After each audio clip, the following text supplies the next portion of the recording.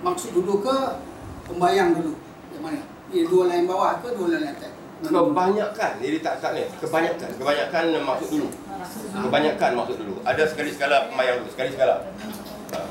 Ada sekali sekala pembayang dulu. Maksud tu kita prepare supaya Cari.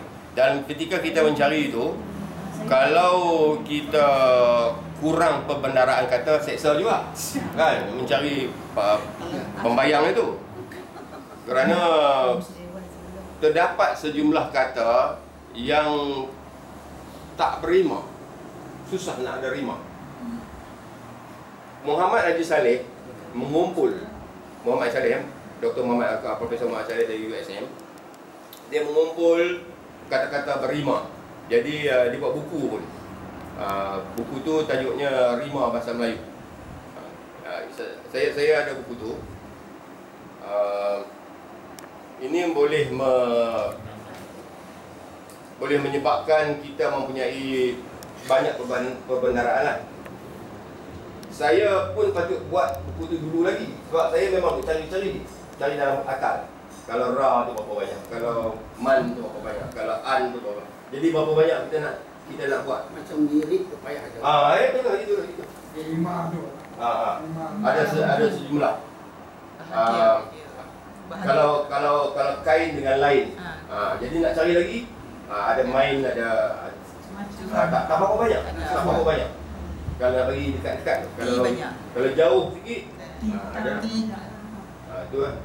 Tapi ada yang terlampau banyak. Ada yang terlampau banyak, mudah saya buat. Ada yang tak banyak. Ra pun banyak. Ra banyak. Ra, Semara, Gelora, Samudera, banyak. Kita fikir sekejap boleh dapat banyak. Juara. Juara ya banyak. Okey, apa ni? Rima yang akhir tu wajib. Rima yang akhir tu wajib, tapi rima di tengah-tengah tu akan mempercantikkanlah rima-rima setiap langkah kan. Satu pertanyaan. Ya.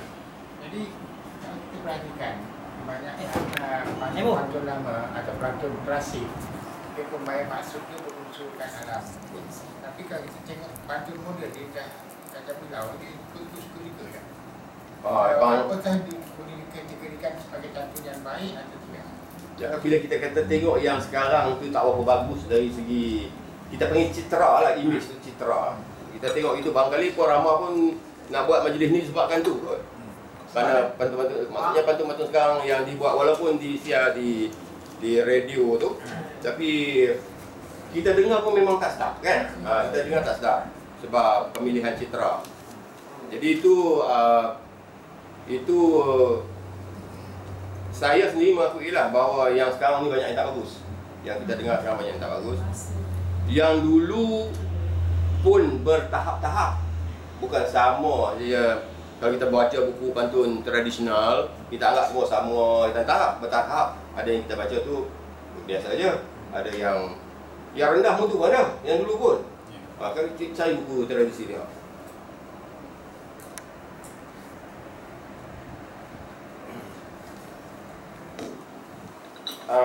Jadi di samping yang ini sangat penting sekarang ni, dalam perkembangan sekarang yang orang cipta pantun sekarang, terlalu mempercayai bunyi menyebabkan orang membuat pantun asalkan bunyinya sama. Ya, begitu kan. Jadi itu akan menjadikan bukan salah tetapi lemah.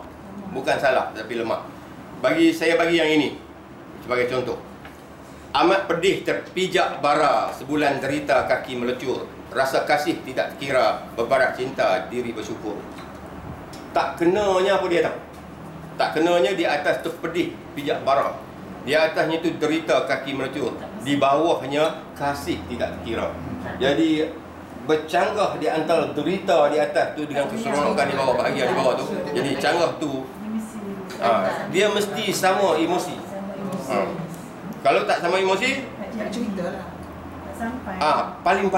Paling di atas tu neutral. Di atas tu tak cerita apa pun, bahagia ke tak bahagia ke, biasa yang itu ya. Tapi kalau di atas tu derita, di bawah pun derita jugalah.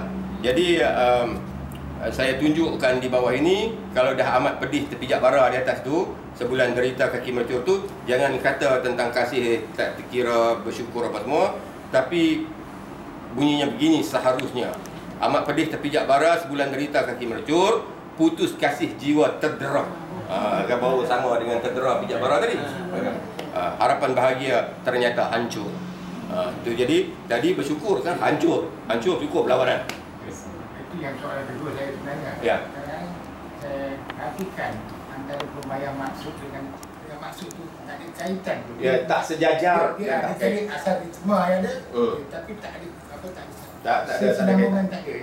kaitan. Ya, yang itu tahap kaitan tu. Tahap kaitan. Tak kaitan tu bertahap.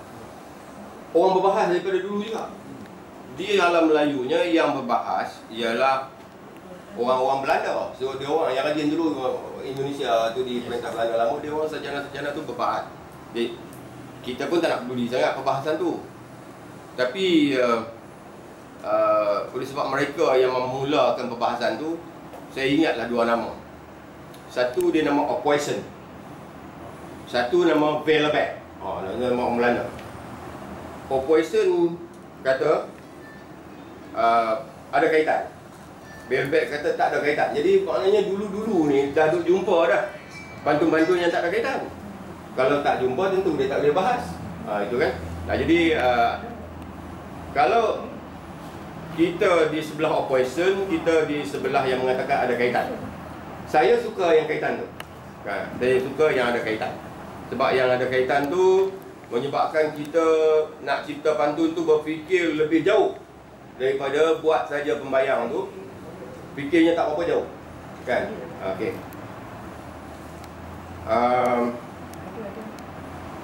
Okey, itu tentang perkaitan lah, tentang perkaitan.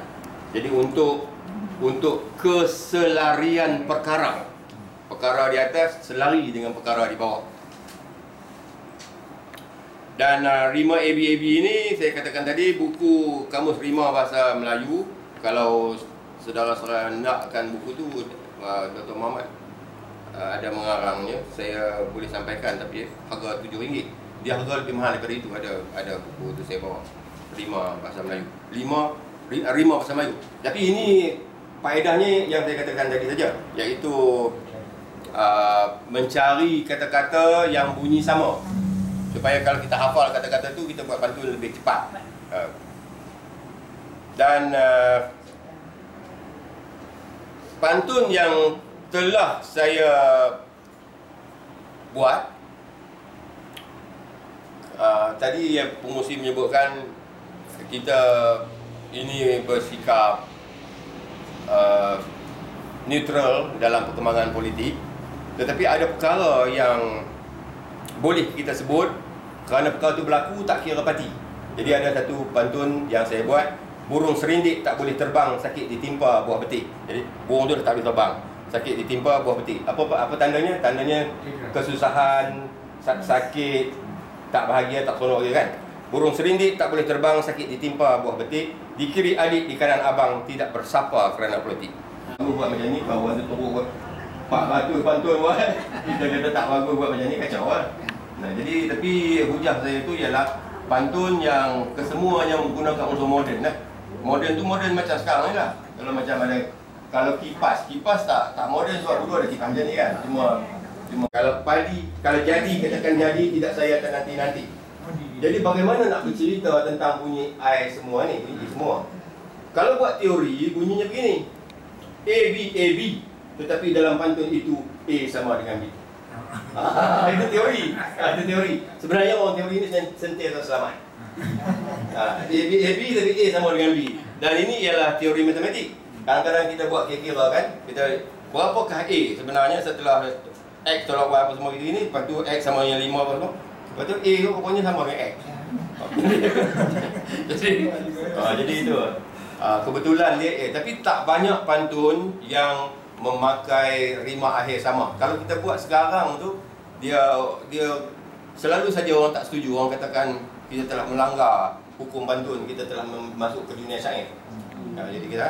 Jadi eloknya kita tak buat lagi tu. Jangan-jangan sekali tak apalah. Dalam banyak satu buku sekali ada Sebab dalam pantun yang banyak pun kalau padi, katakan padi saja yang macam itu, yang lain macam lain. Satu lagi perkara yang saya nak sebut sini ialah perkara yang agak kontroversial. Sebab di Johor ada seorang bernama Badrun. Cikgu Mat Badrun. Badrun, Cikgu Mat Badrun. Haji Badrun.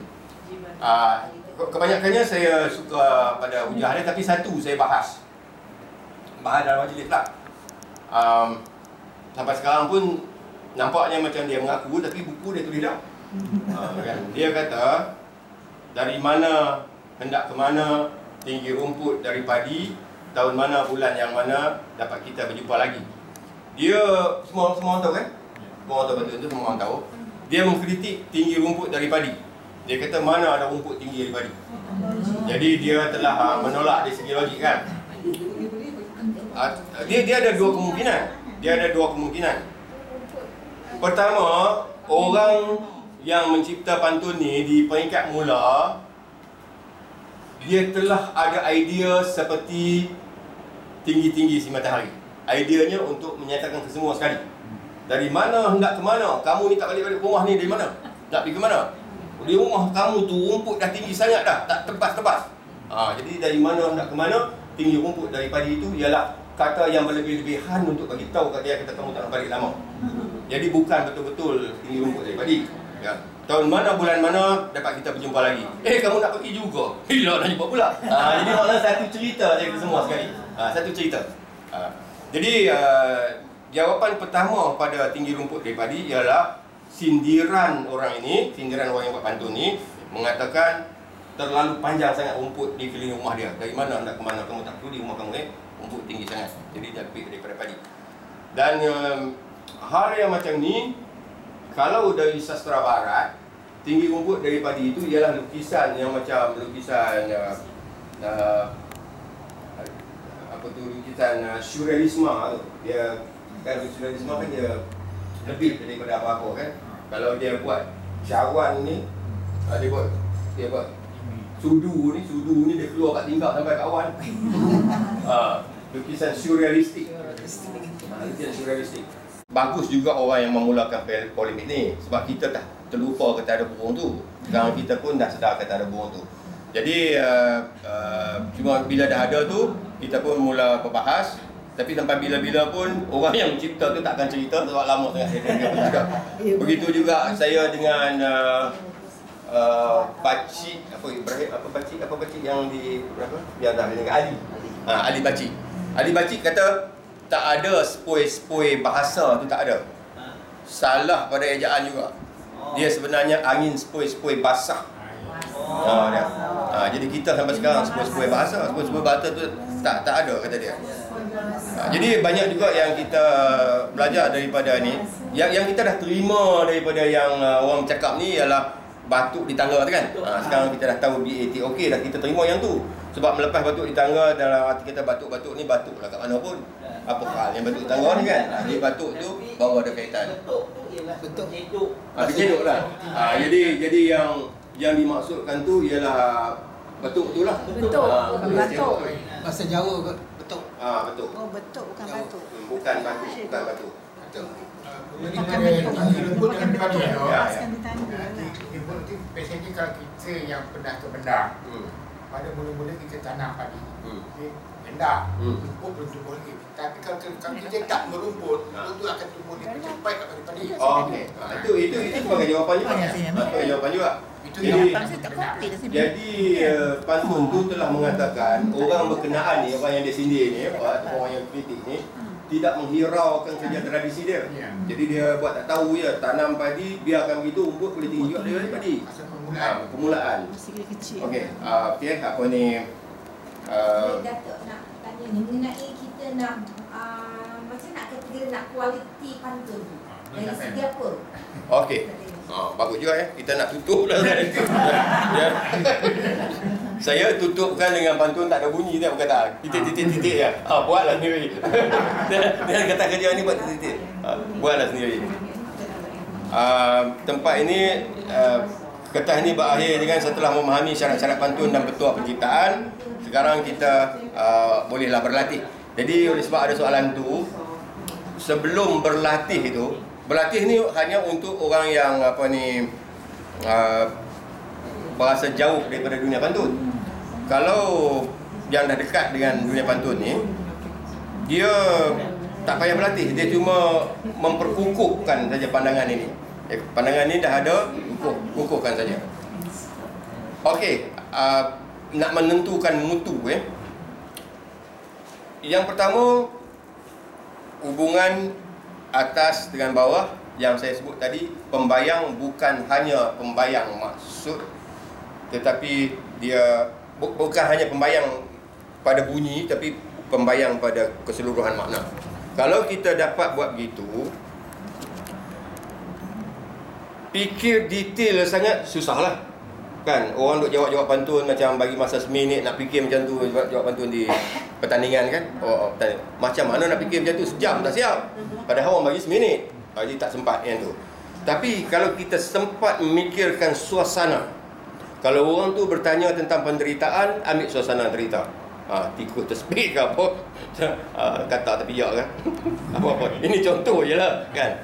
Kata kena pijak. Jadi ambil, kalau kita nak bawa ke penderitaan di bawah itu, ambil pembayang yang membayangkan macam suasana tu, pokok tumbang ke, daun layu ke, apa-apa yang membayangkan akhirnya kita nak cerita tentang penderitaan, kesusahan, kekecewaan. Aku cinta kat dia, dia tak cinta kat aku, pasal apa? Jadi itu penderitaan tu digambarkan melalui pembayang lagi. Begitu jugalah sebaliknya yang keriangan tu. Kalau riang tu, di atas tu kita ada cahaya, gemerlapan, suasana pagi.